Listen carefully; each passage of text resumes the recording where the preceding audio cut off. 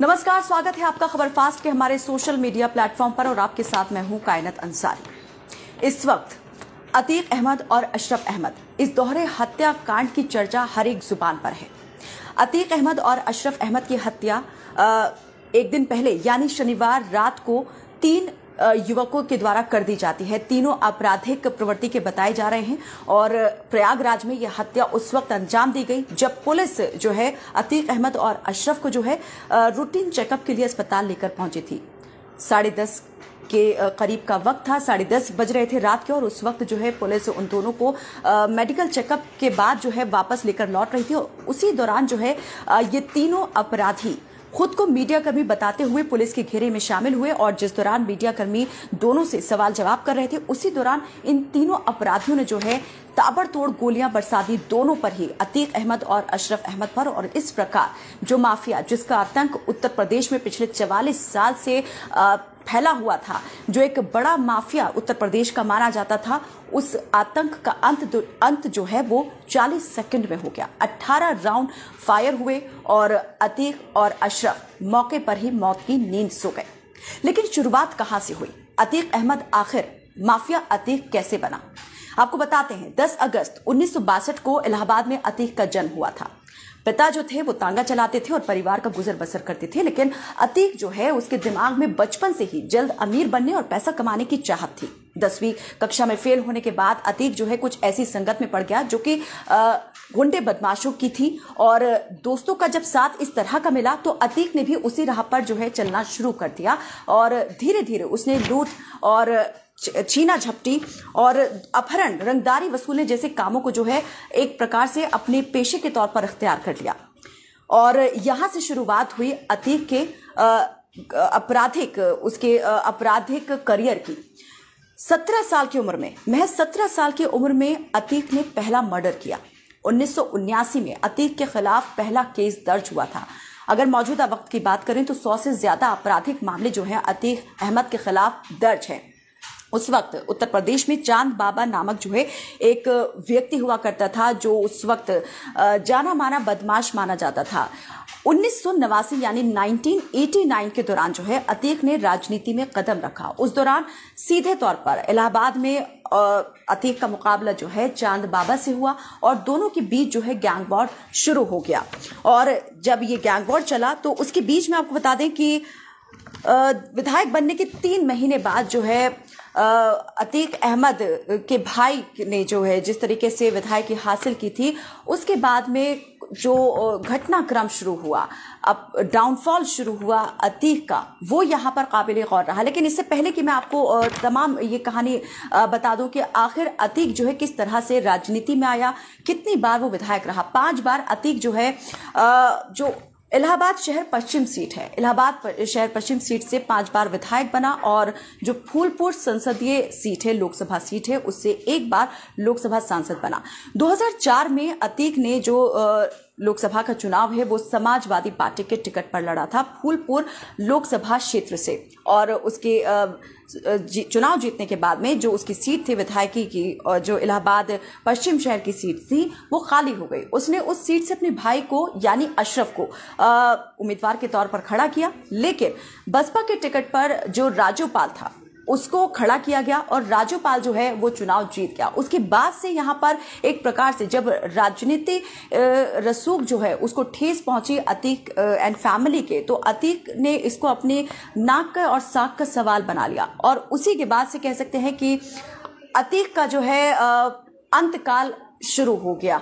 राजूपाल हत्याकांड जो है वो एक प्रकार से अतीक के साम्राज्य को गिराने में आखिरी कील कह सकते हैं कि वो साबित हुआ। राजूपाल की हत्या जो है 25 जनवरी 2005 को कर दी गई थी। शादी के महज 10 दिन बाद ही राजूपाल की हत्या हो गई।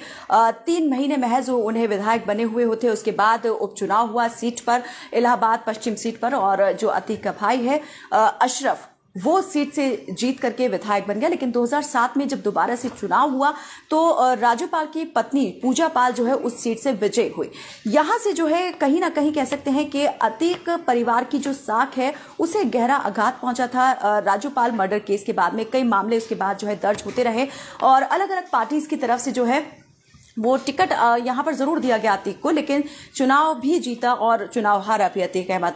लेकिन जब उत्तर प्रदेश में मायावती की सरकार आई, तो मायावती की सरकार आने के बाद, क्योंकि जिस व्यक्ति की, जिस विधायक की राज्यपाल की हत्या हुई थी, वो बसपा के ही विधायक थे राज्यपाल, जिनकी हत्या 2005 में अतीक अहमद के द्वारा करवा दी गई थी। ऐसा आरोप जो है अतीक अहमद और उनके भाई पर लगा था, और इसी मामले को लेकर अलग अलग जो है वो जांचें भी हुई और मामले भी दर्ज हुए। उसके बाद से जो है उनकी मुश्किलें लगातार बढ़ती गई।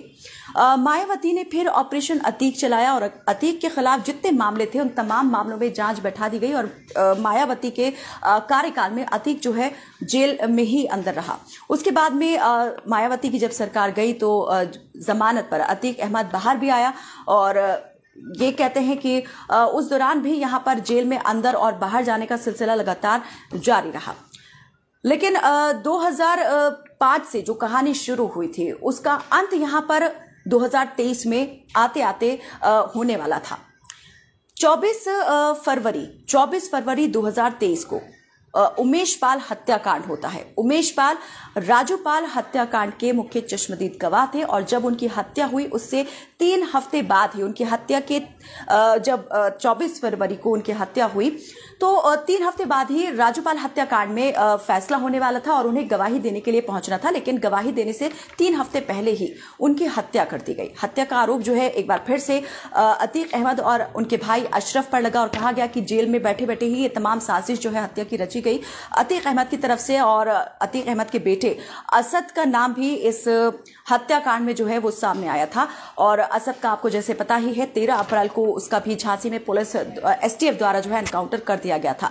अभी तक जो है उमेश पाल हत्याकांड में 4 एनकाउंटर पुलिस की तरफ से हुए हैं, और 2 हत्याएं, जैसा हमने देखा कि शनिवार रात को 2 हत्याएं हुई हैं। जो 3 युवक थे, 22 से 23 साल की उम्र के बीच के ये युवक हैं जिनकी तरफ से ये हत्या की गई है। तो उन्होंने जो अतीक का इतने लंबे वक्त से एक साम्राज्य चला आ रहा था, आतंक था, उसका खात्मा कर दिया। लेकिन क्या ये वाकई खात्मा हुआ? सभी लोग ये मान रहे थे कि कानून के हिसाब से जो है अतीक अहमद को सजा होगी। उमेश पाल के अपहरण केस में अतीक अहमद को जो कोर्ट ने है कुछ दिन पहले ही उम्र कैद की सजा सुनाई थी, और उमेश पाल हत्याकांड से जुड़े मामले में ही 4 दिन की पुलिस रिमांड पर अतीक अहमद को प्रयागराज पुलिस लेकर पहुंची थी। ये दूसरी बार था जब साबरमती जेल से, गुजरात के साबरमती जेल से अतीक अहमद को जो है यहां पर लाया गया था प्रयागराज। लेकिन रिमांड पूरी होती उससे पहले ही अतीक अहमद की पुलिस अभिरक्षा में जो है हत्या कर दी गई, और इस हत्या ने जो है अपने आप में कई सवाल खड़े कर दिए गए हैं। जिस आतंक का अंत कहा जा रहा था कि हो गया है, उसी अंत का क्या ये आरंभ नहीं हुआ है? क्योंकि जिन युवकों ने अतीक अहमद को मारा, उन्होंने कहा कि वो बड़े माफिया बनना चाहते हैं, और इसीलिए उन्होंने इस हत्याकांड को अंजाम दिया है। ये सवाल योगी सरकार से और कहीं ना कहीं यूपी पुलिस से भी उठता है कि जो यूपी पुलिस कल तक कहती थी कि उसके डर और खौफ से और योगी के एक्शन से जो गुंडे माफिया हैं वो प्रदेश छोड़ चुके हैं या फिर जेल के अंदर खुद आकर के सरेंडर कर रहे हैं, वो कांपते हैं सरकार के एक्शन से और पुलिस द्वारा की जाने वाली कार्रवाई से। क्या यही वो डर है पुलिस का और सरकार की कार्रवाई का? किस तरह से निहत्थे अतीक और अशरफ पर जो है हमला हो जाता है, उनकी हत्या पुलिस अभिरक्षा के बीच में कर दी जाती है। इन लोगों को ना तो पुलिस का खौफ था और ना ही कानून का भय।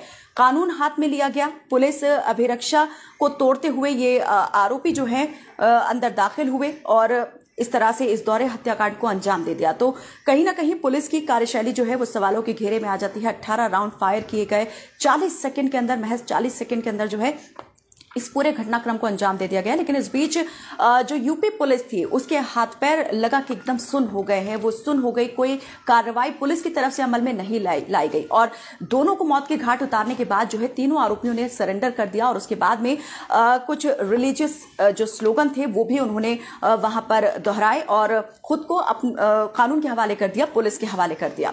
लेकिन सवाल यहां पर यही है, क्या ये इसी प्रकार से जो अपराधी हैं उनका अंजाम होना चाहिए? क्या ये बेहतर नहीं होता कि अदालत के द्वारा दोनों को जो है कड़ी से कड़ी सजा दी जाती? वो कहीं ना कहीं न्याय होता और ये माना जाता कि माफिया के खिलाफ जो है वाकई में उत्तर प्रदेश सरकार ने और उत्तर प्रदेश पुलिस ने जो है किस तीव्रता के साथ कार्रवाई की है, तत्परता दिखाई है और किस तरह से जो पीड़ित है उनको न्याय दिलाया गया है। लेकिन क्या ये इंसाफ है? यही सबसे बड़ा सवाल है। आप क्या सोचते हैं? अतीक के आतंक का अंत हुआ है या एक नए आतंक का आरंभ हुआ है?